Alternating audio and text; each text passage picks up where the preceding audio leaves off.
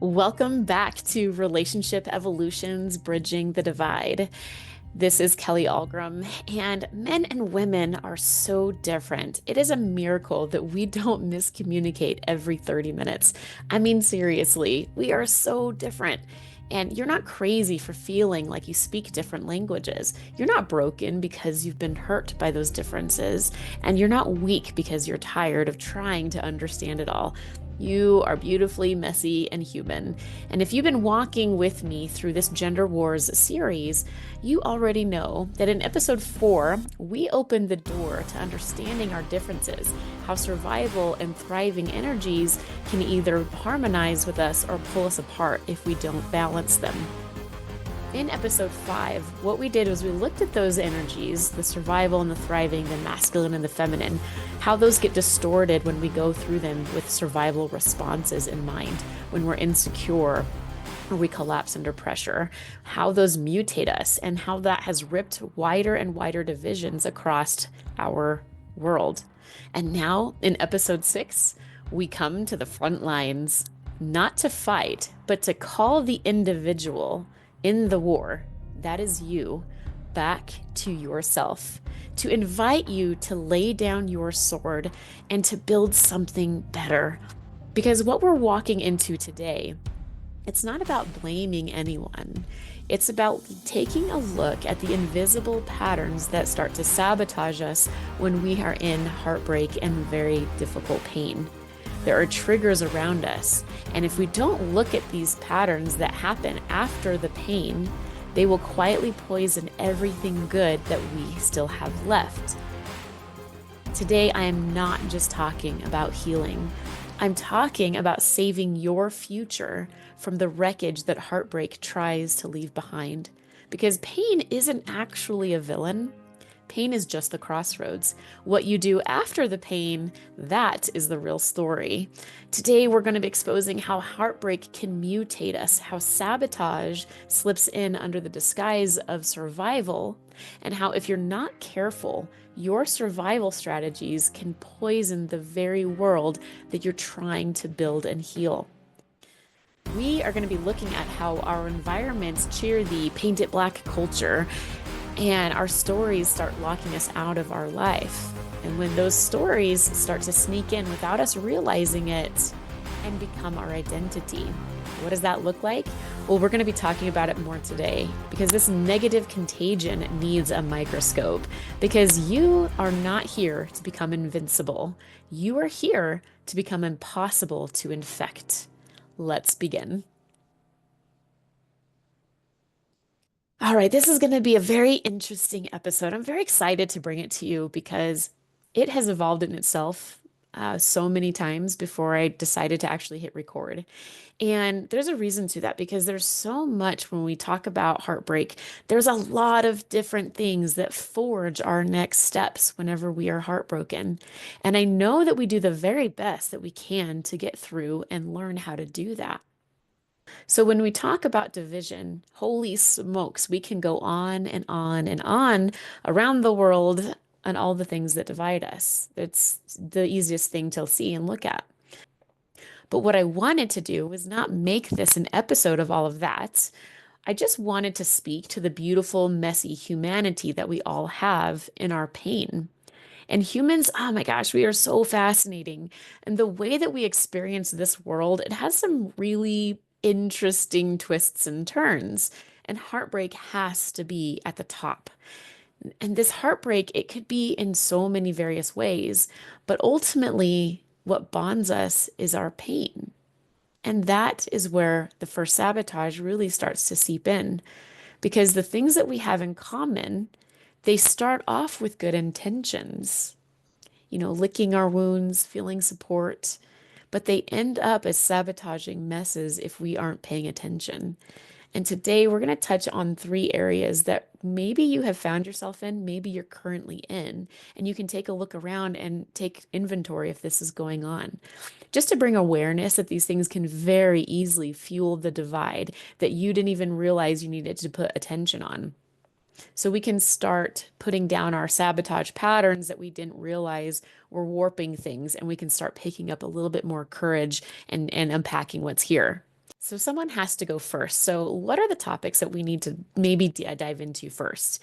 And as I sat for a while and I kind of reflected on the common things that I notice and see in myself, in my friends, and my clients, and the people that I speak to around, what are the things that might be twisting us in ways that feel like safety. And I thought it was a very interesting place to dive into because these are kind of perpetrators that we're going to be unveiling that you may not be recognizing are here because they feel like strength and they feel like safety. But if we don't go by that great saying of everything in moderation, these are the ones that can really rear seven heads and start creating such momentum that you don't even realize it's taken over your life until it's too late. As a human, I'm going to assume that you have dealt with heartbreak in some way, shape, or form. This is not just the heartbreak I'm talking about necessarily that you just lose something dear to you, but you lose a piece of you. The heartbreak that changes how you see everything. Let's gently analyze these because if someone doesn't, these messy human moments, they have their own opportunities to get twisted if we're not careful. So before we can rebuild after our ultimate heartbreak, we need to kind of take a microscopic look at what that heartbreak is doing to us and where we're getting support and how that might be causing a problem eventually.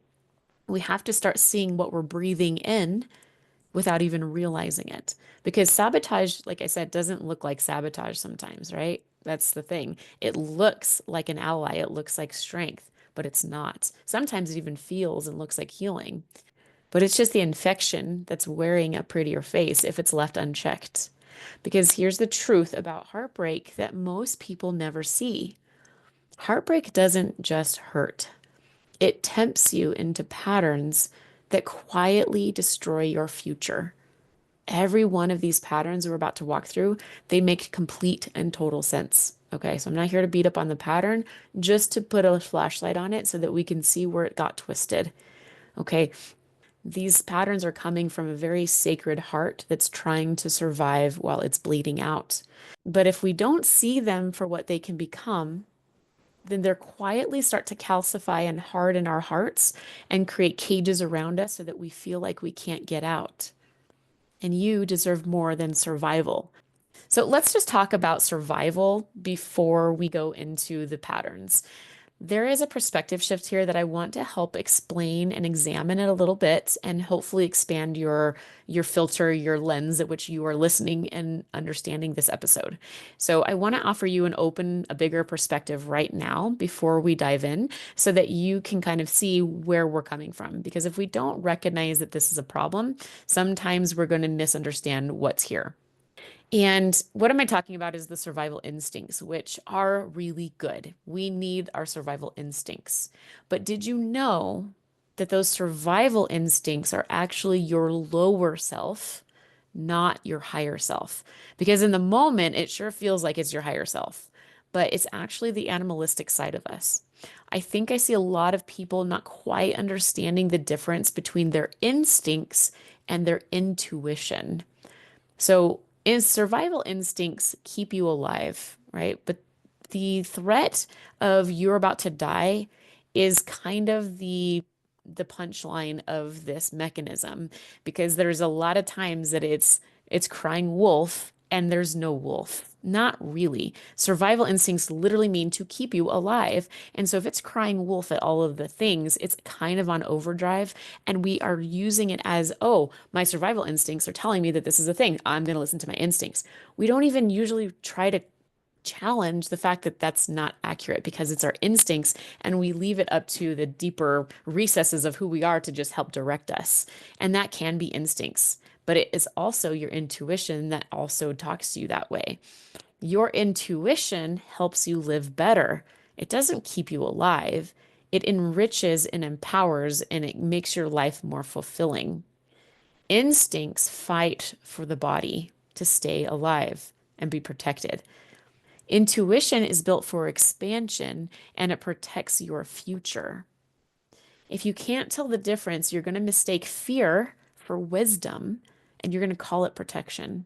Usually it's something that's self-preservation And if it's self-preservation, that usually locks you out of collaborating, loving, and trying to understand other people and overcoming the situation because it's out for number one. So it's not wisdom. It's actually protecting just you, your body, your survival. It's actually just the lowest mechanism that we might be leaning on that we don't realize. It's not wisdom to help you live better. You won't just stay safe if you're using your instincts. You might just stay small. And so we need to recognize that intuition and instincts are different things. Now, so now that you understand maybe a little bit difference, or at least have an awareness of, some instincts versus intuition, we want to lean into more intuition. And when you have something mastered, when you have something that's really well understood, sometimes it does need an adaptation. And that is why we adapt and we evolve, is because the subset of information that you get is going to give your intuition a set of data points to perform from. I know that's a lot of weird nerd speak, but what that means basically is you only know what you know until you know something different. When you know something different, you're going to have new data points. You're going to create new, different, wiser intuition, and you'll be operating from a higher standard. And so we want to continue to leave that open so we're not keeping ourselves small. So I want you to just think about that while we are going through this episode, because we're going to start talking about our heartbreak now. And I want you to start looking at it from intuition and not instinct. Okay. So, one of the first sabotaging things that we do after heartbreak to protect ourselves is we need to figure out how to contain the pain that we feel and try to feel somewhat back into control. And one of the methods that we do that is we'll start labeling the person, the situation, the things that happened. We use the labels to categorize what is in front of us. Totally makes sense. We need to put some kind of a boundary, a border, something that I can almost like hold in my hand. I can call it this thing. And labels will very often arise after heartbreak and in the debris of heartbreak. And so, because of that, it's like we need a map to make sense of all of the wreckage around us. So, that's why they are used. They feel like safety, but most of the time, what they're actually doing when they're not checked, it's not like I'm just understanding it this way. When we're letting those labels become more of like our identity or more into this, we're leaning into them very hard. We're kind of like auditioning for superiority. So labels, they do feel like safety, but a lot of the time when they're left unchecked and when they're not just something that we're using to understand a concept, but we're really leaning far into them, they actually start feeling like superiority over this thing. So in the aftermath of heartbreak, a lot of common labels are going to be things, they're like life rafts for us, and people throw them around very commonly. It's like everyone thinks that they're auditioning for the Slytherin house. The word toxic, narcissist, manipulator, emotionally unavailable, right? We slap names onto our pain because it makes it feel smaller. It makes it feel manageable. It's kind of like bottling up the chaos, right? We're tossing it into the air and then we're going to pretend it's target practice, right? But here's a truth that I think we really need to actually face here. Behind every label, there is still a messy human being that's hurting. And no, this does not excuse the pain that they caused you. It does not hand them a free pass.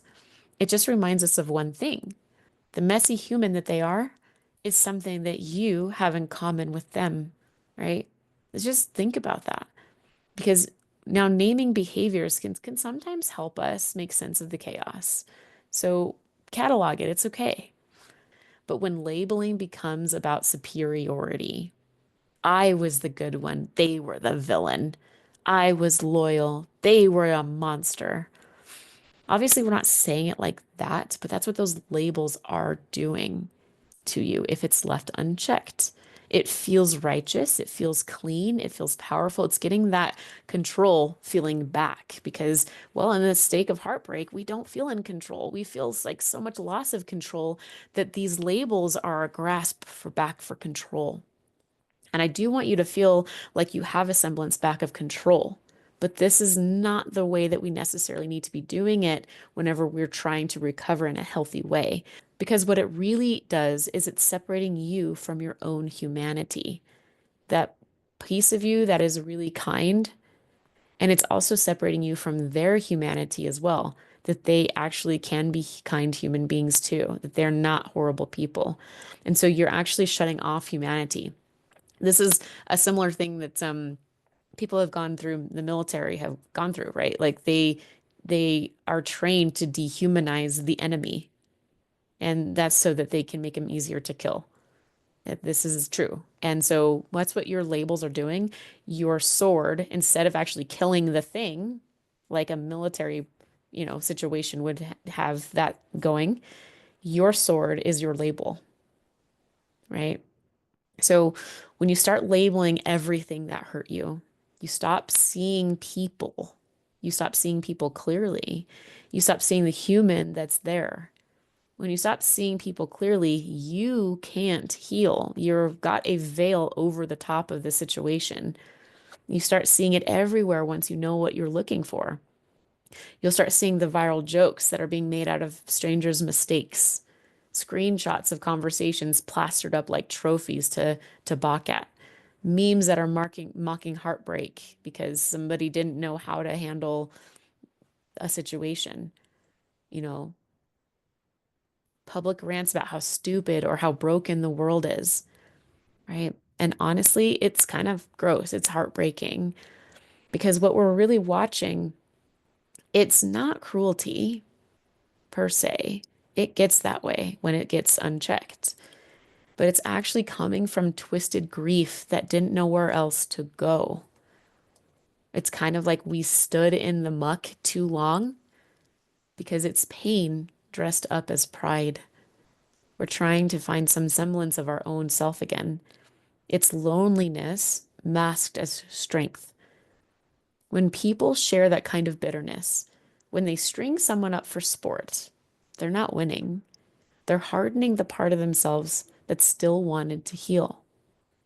That's a problem because when your heart gets too hard, it takes a lot to undo that.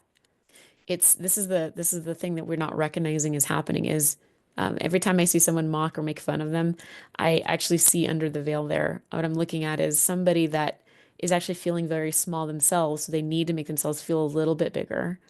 And so they see something that is not great in the world, and so they'll pick on it. And that makes them feel more in control and more tall and more righteous. And they're feeling like they're back on a path because those feelings that we feel good about ourselves, they're addictive. Like we want to be good again. We don't want to feel pain anymore. So it's these little moments outside of that pain that make us feel like we're tall again. But that bitterness, that mockery, it might feel like winning in the moment. Like we're not looking at it as mockery, like, right? We're looking at it as we're defending something. We have this strong opinion and that's not right. And we take that too far and we start making those humans, we start debasing those humans that are doing those silly things. Compassion is the intelligent win, not because of some kumbaya little fantasy of, peace, love, and hug trees. It's not what I'm saying. Compassion is so powerful because it's the path to emotional intelligence in you, to real strength. Emotional intelligence means emotional resiliency. It means you can look at the mess of the world and you can hold yourself to a higher standard. You stay the builder, not the critic. We don't lift the world by setting fires. And that's either in our own heartbreak. It morphs from just, labeling our partner after they left us into the toxic, the narcissist, selfish. It molds from them and it spreads to, the lady in the grocery store line that's using her coupons and taking too long, you know. The moment that we stand over someone and call them less than, we're not just poisoning how we see them, we're poisoning our ability to love anyone really fully. And here's a really weird example. I'm going to bring a own personal example for me because I did this. And I was tell you, I'm always going to hold my hand up and say, I'm not just going to preach to y'all. I'm going to tell you I made these mistakes. And I'm always analyzing myself for, am I criticizing, am I labeling, am I judging? I have gotten myself so far away from doing that now that I'm pretty mindful most of the time when I do it. But here's something that snuck in. I have a veterinary world that I live in, and I have a prejudice against some breeds of dogs. And working in veterinary medicine, I'm sure like everybody's got their own preference, right? This breed over that breed, this breed over that breed. Maybe you can use this if you don't like dogs, you can use this towards your kids. Like, I don't care, whatever. These are my kids, so whatever. But my heart is so enchanted with Labradors that I kind of compare everything else to a Labrador. I'm like, you're not as good as a Labrador because of this, this, and this. Yeah, but my dog can do this. This is that, you hear that superiority thing of it? It's coming from a place of love, but I'm putting down this other thing. And might be a little weird, but just stick with me, okay? So I have a husky, and I didn't even like huskies, but life's funny ways, I ended up with one. And it's funny because I never wanted a husky. I actually will admit, like, I thought that they were dramatic and big wussy pants and really dumb. Like, they might be funny, but they are dramatic dogs, and they take a lot of different kind of focus. And anytime that I would notice, like, I'd have my husky, and I noticed I started judging him for because I had this deep love for my Labrador and the weird oddball things that my husky would do or not do. I noticed I was judging him for those instead of just letting him be him and me learning how to love him being him, not putting those same convenient ideas that I have for my Labrador and strap them onto my husky and trying to make him mold and fit into what I wanted. So I labeled him in all of these ways. Like, he was dumb, that's one thing I commonly say is he's dumb. And this is maybe an all in fun, but notice what's actually happening if I let it go too far. I started noticing that I didn't have as great of a connection with my Labrador with my husky that I did with my Labrador. And I wondered why that was because I actually had all this love for one and I didn't label him as anything but good things. What a genius and a smart boy and so loyal and he's a hard worker and he's so gorgeous. Listen to those labels, right? Versus the other ones because it was just this prejudice I had against the breed. So when I got one, I was poisoning my bond with my dog. Not the fact that he was ever in a bad situation. This dog is completely spoiled, way horribly spoiled. And he's got an amazing life that he loves. But even though I gave him everything I gave my Labrador, my bond to him did not feel as strong at one point. I didn't vibe with the husky. He's completely night and day. So when I started recognizing that I didn't like this, it was like this, like, hey, I'm his mom. I should be bonded to my child. Like, I would look at my dogs as my children. Like, I should feel so in love with him, and I don't. And I started, instead of looking at him as the problem, I started recognizing it was me because I was labeling him with all of these things. And so, what I started to do is I started to surrender my criticisms and my labeling of the breed and him, and just observed the dog for what the dog needed. And what he wants was love and attention and affection. And maybe he isn't as smart as my Labrador. That's true. In the ways that I value intelligence in dogs, he's not that. But he doesn't want that either. It's not that he's a failure at intelligence, it's not important to him. And I know that that sounds strange, but my Labrador wants to find things and solve puzzles. My husky does not care about that. He has no desire to go search things and find them and solve things. It doesn't work for him. He has a different thing. And so I had to just kind of put myself in check a little bit because they're not even in the same galaxy, y'all. Like, they're completely different dogs. And it's really cool because I look at them and they love each other amazing. They have a great bond. Instead of me worrying about what I thought was inefficiencies in his value, I started realizing I was locking myself out of loving this guy in a really deeply way because I had the outstretched hand saying, don't come closer, sort of thing, because you're not smart enough, or until you act like this, or until you behave in this way and you start doing these things, then I'll love you. And that was, no, don't get me wrong, like, I wasn't that dramatic. I am expanding a little bit, but like, I'm going to tell you what was on my heart because I noticed this thing. I noticed the bond was not quite as much there. And he didn't really do anything to hurt that bond. That was me.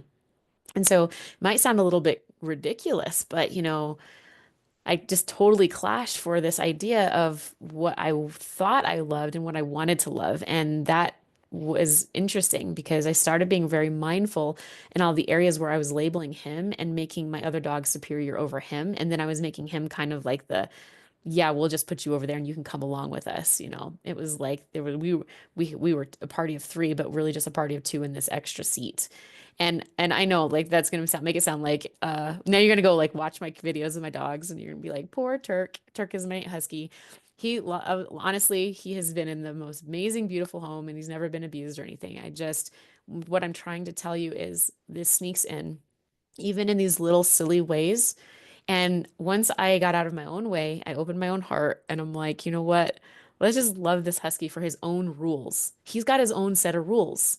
And my lab has his own set of rules. And I'm just going to love them each individually for their own set of rules. And you know what? I am so in love with my husky because I did that. I had to totally, and I do still label him in the ways of he's not quite as smart as my lab. That's not a label, that is true. Like in the ways where the dog needs some help, I've had to save his life a lot because he does not understand how to save himself. And so there is some gap there. Okay, that's fine, but I don't look at that as a bad thing anymore.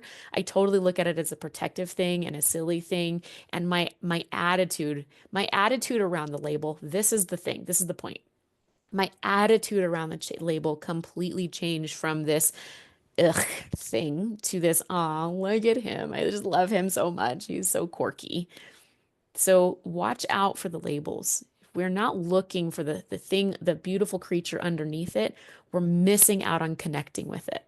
So even those people who hurt you, we're talking about them too. They are messy, they are flawed, they are human. They're going to have insufficiencies. They're not going to be in the ways that you want them to be. They are their own breed for sure. You don't have to excuse them. You don't have to let them close again. I'm not saying go love and hug on them if that's not what you need or want or even can. But you do have to release the superiority if you want to rise and learn to feel connected to things again, because superiority is not strength. It is isolation in disguise. And the longer that you stay locked in judgment, the more survival reflex turns into personality. You stop protecting your heart and you start defending your ego. And that just keeps you further and further and further. You lose connection to so many things. So, you know, before you call someone toxic or a narcissist without understanding why the way that they are in a way of just seeing the hurting human. It's like calling someone a thief without seeing the starving child that they were trying to feed. We're going to call them a thief. There's a story under that thieving act. I know what that is going to open up for everybody's, objections right now, but that's okay. Just lean in a little bit. It's much better to just be able to laugh at these things and connect to that instead of you're so different from me. I have to keep myself a distance from you. Things are not that scary. Not really, you know. Because it's gonna seep into our lives, into our connections with our kids, with connections with our dogs. Oh wow, you're a little different. I have to learn how to love that one. Like I know this sounds a little weird, but just really watch out for your labels, okay? They're shortcuts, but it becomes a calcification around your heart where you're not just surviving breakup anymore. You're having to now learn how to survive your own survival instincts. And that is just not who you are. That is just what pain trained you to become. Okay, so let's put that away for now.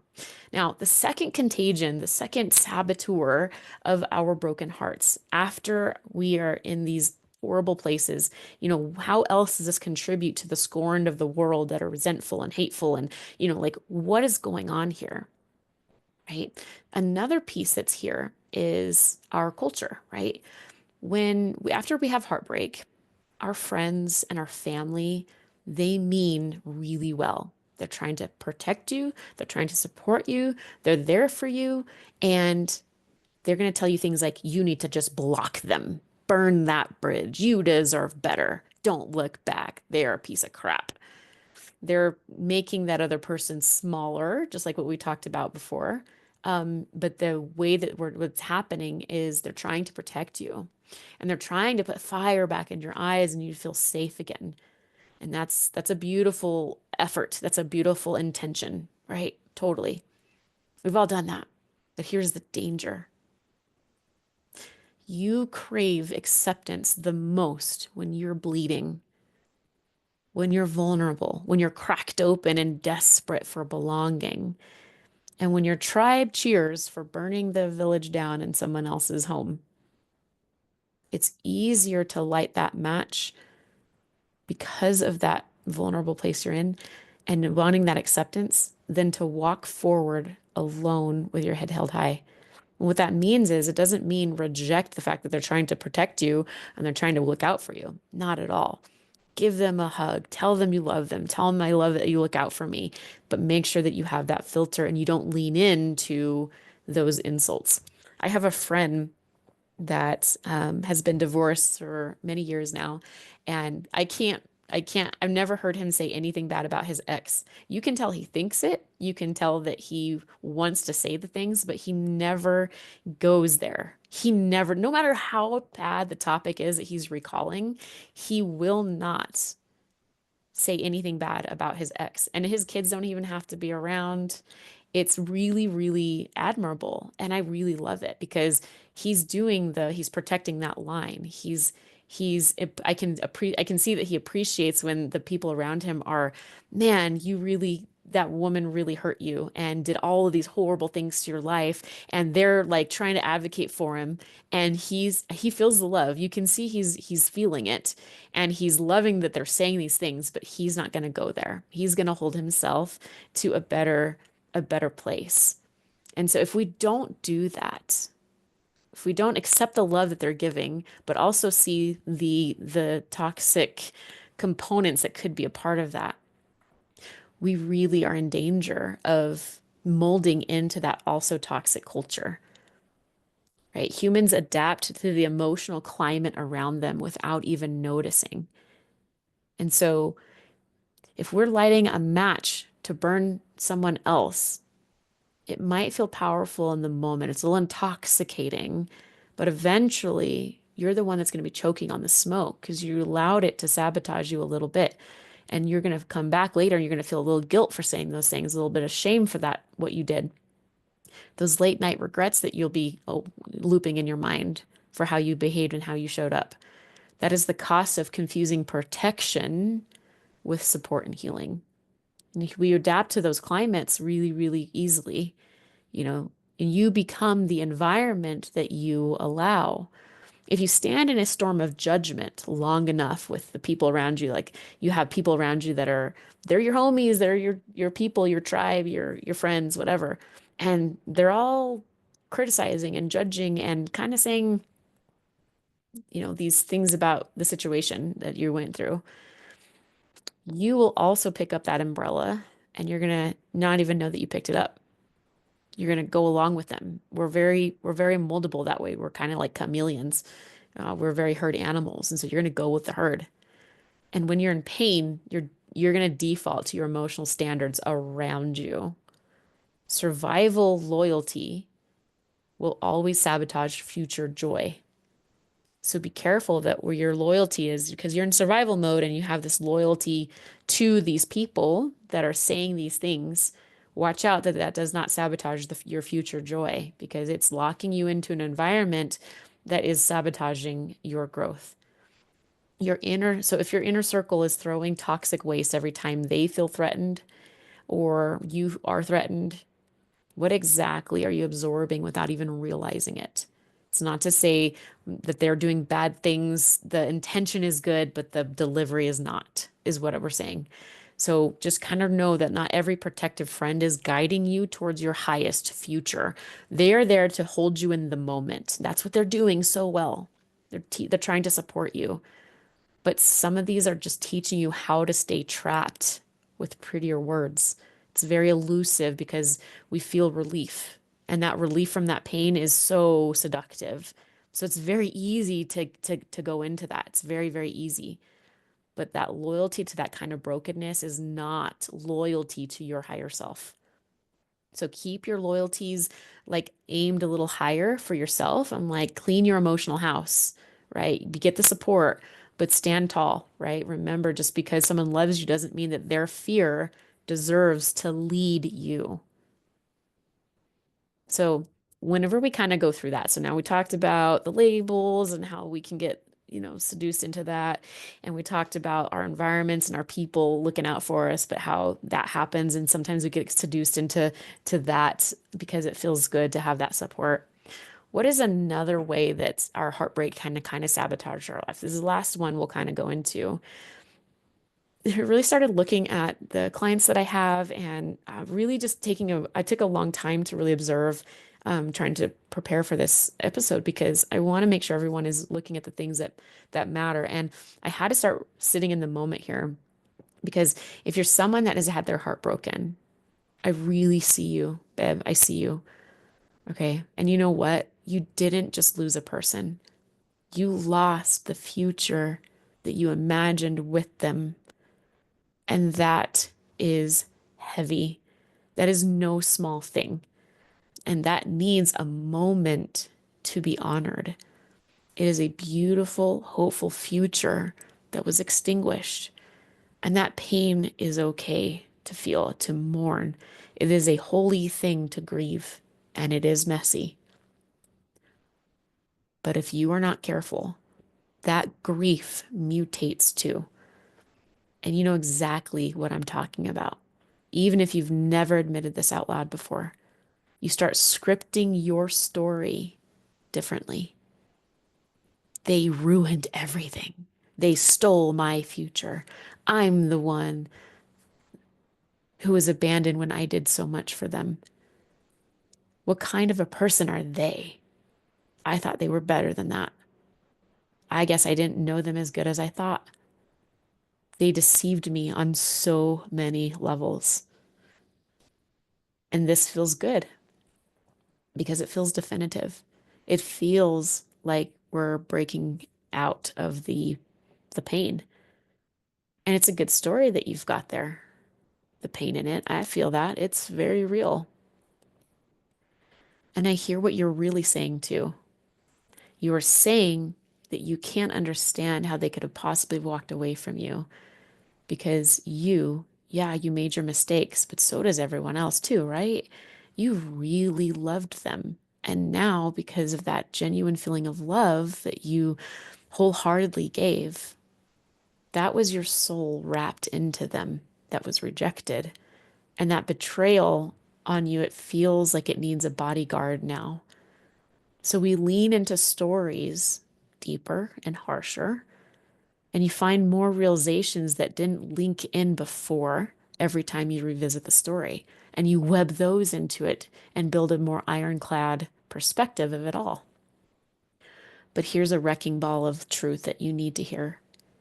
Is the story you're telling yourself making you stronger really? Or is it just making you bleed slower, longer? Is it twisting you? Or is it freeing you? Are you narrating yourself as a resilient warrior who felt the pains and surrendered to the change and just kept marching, kept their head up eventually when they figured it out? Or are you secretly still the abandoned child, clutching the wound as your identity? When you weave these stories, you're continuing to loop in this dream of pain, this future that was taken from you. And now you're warping the beautiful thing that it was. You are changing that. You are soiling that. Instead of being like, man, we could have had this cool thing and things just don't work out. And learning to get to that level, if you can dream that at one point, you can dream a full future of peace again. You don't have to loop the robbed future. And that's what people do is they agonize over the future that was lost. And I know broken dreams, those are sacred and holy ground. So keep them sacred and holy. Don't sabotage and twist and contort them. Babes, they deserve to be grieved, not weaponized. Don't betray that beautiful vision that you had and morph it into another picture that you can't recognize. So I know that's a little heavy, but I listen really closely to a lot of people, and I think that the heartbreak that I see in everyone's when they speak about these kind of things is we had to armor up, right? We had to, that pain is just, we can't lay there. We can't stay there. We'll die, so it feels terrible. And so we build walls up and we armor up and we survive. And of course we do, of course we're strong, we're resilient. But when armor is worn for too long, it doesn't just protect you, it starts to infect you and it becomes what contaminates your heart and soul. And you don't even notice it at first because for a moment it does feel that protection and you need to lean into that. But the way that we do that is where we want to analyze how we change. But don't let it go on too long because if you do, it's really subtle, it's slow, and it's like breathing slightly polluted air every day. And you just stop noticing how heavy it feels and how tired it makes you. And then you look around and everything is doom and gloom. Everything feels irritating. Everything, hope feels childish. And because it's making you look in one direction when the real deception is happening somewhere else inside of your reality, inside of your heart and soul, and in your future.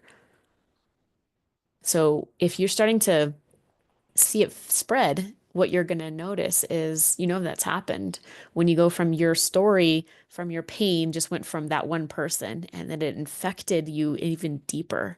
And you didn't even notice it because it was subtle and slow. And so now when you look around, it wasn't just that one person that hurt you. It now you've kind of like let it grow, and now everyone annoys you. Everyone disappoints you. Everything feels like an attack or a fight.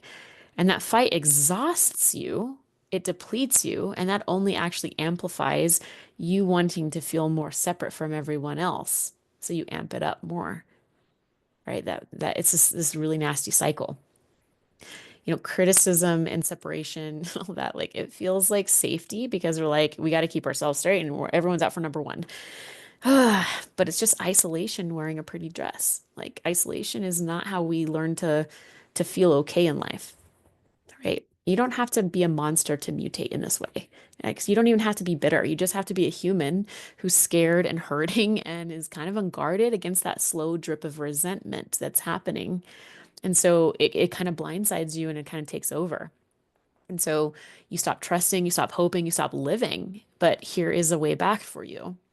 I want you to start having a little bit more awareness over that judgment of what happened, having more curiosity instead of condemning what went on, and what your curiosity of the future can be, having more humanity and kindness over cynicism, right? Because you were built for more. And if you don't lean into holding yourself to a different standard whenever these things are starting to happen, then we can see that chaos of the world kind of drip and drip and drip because you can hold the chaos of the world in one hand and your own self in the other hand. You can operate in the mess without becoming so infected by it.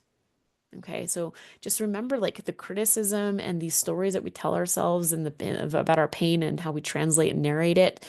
It's like a barbed wire wrapped around your heart. At first, it keeps the danger out. Like, don't come in here. Like, we're protecting this. But eventually, it keeps the love out too. All right, guys. So here's the choice. And I know it seems like obvious now, but I don't think that people realize how much that we criticize and we walk around and we kind of throw the toxins in the contagion. There's a negative contagion that we're after trying to change. And if we don't recognize how the heartbreak is where it starts, we start with the heartbreak and how that kind of twists and mutates if we don't process and we don't heal as we go. If we just let the heartbreak happen to us, then it's going to twist and mutate us. And then we're going to start criticizing everything. And so then that splashes on everything else. And so there is a root to all of this. And it really comes back to our own power. And so you can keep criticizing. I'm not saying that, you don't look at the chaos of the world and you go, holy crap, like there's so much crap around. Like, I mean, I know that we can start. I mean, humanity is crazy. It's crazy. And you're human, you're gonna notice. It's fine. It's okay. You can still raise an eyebrow at the circus sometimes. Okay. You're not wrong for seeing the chaos. Okay. But I want you to just notice the shift in you after you notice it. Like that's where I want you to be having that awareness and that observation and curiosity instead. It's just a tiny little shift, a tiny little skill set change, because you can remember that humans are messy, but they're also magnificent. Like you can practice breathing instead of criticizing and just hold on, let me check myself and ground myself for a second. You can practice breathing in something different than what you've been breathing in. Grace, curiosity, humor, connection, wowing at the holy shit things that we do. And you're doing that because you refuse to let the survival mechanisms, the survival instincts, be your final form. Because you didn't realize that you're doing this out of survival instincts instead of your wisdom and intuition. So let's pick ourselves up from the dust a little bit. Let's wipe off our hands just a little at a time, and let's live a little cleaner. You might just enjoy that breath of fresh air if you give it a chance to let it have its effects on you, because you did not survive that damn heartbreak just to stay armored up forever, Bib. You survived so you could one day take the armor off and remember what it's like to live and to laugh and to love and connect again. And maybe even laugh at how beautifully messy everyone is. And that is how the world changes. It's kind of one mental breath at a time. Because here's the thing, when you start doing that, you will start becoming a leader, not just for yourself, which you do have to lead yourself first. But when you do that, you become a leader for others. You don't have to be a perfect leader, and you don't need to have a huge following of people by any means. But people do look at each other way more than you realize, and we follow suit. And every time that you choose grace under fire, every time you put down your sword instead of swinging it, you're giving someone else permission to believe in connection again.